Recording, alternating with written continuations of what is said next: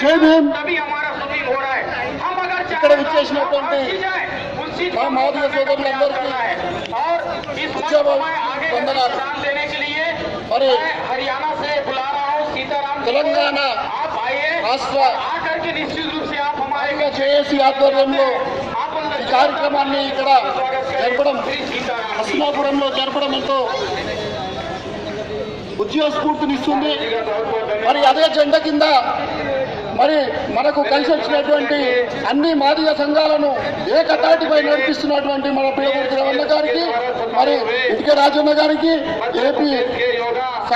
AP Madiga జాతికి మరి అభినందనలు తెలుపుతూ, మరి ఈ విషయానికి వస్తే మరి ఒక ఇంట్లో ఇద్దరు అన్నదమ్ములు ఉన్నట్టయితే మరి ఏ విధంగా ఇంటి సంసారం వస్తారో అదే విధంగా ఇది పనిచేయాల్సిన అవసరం గవర్నమెంట్కి ఉంటుంది.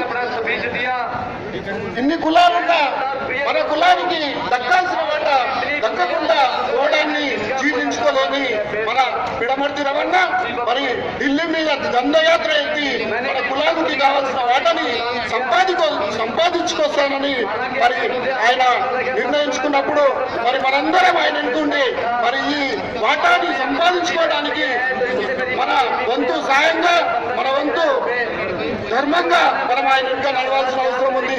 అదేవిధంగా మరి అన్న ఇటుక రాజన్న గారు మరి అందరూ ఆయన ఇంకా రావడానికి ఇష్టపడి మరి ఇష్టపడి అందరూ నడవడానికి మేము సిద్ధంగా ఉన్నాం.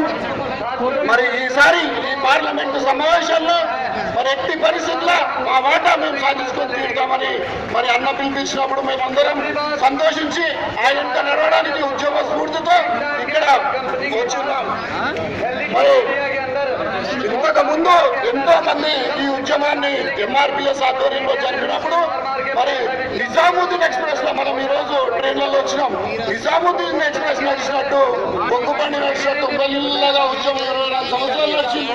మరి ఈ రోజు మనందరం తెలంగాణ వచ్చిన తర్వాత తెలంగాణ స్ఫూర్తితో అన్న మరి పిడమర్తి రవణ దాంట్లో రాష్ట్రాన్ని సాధించినట్టు మనం ఏపీ ఎక్స్ప్రెస్ లా దూసుకొచ్చి మరి ఉద్యమాన్ని ఈ 4 దశల మరి ఎంతో ముందుకు తీసుకొచ్చినటువంటి పిడమర్తి రవణకి మరి అందరికీ ఉద్యోగ స్ఫూర్తి తెలియజేస్తూ మరి సంసారం అనే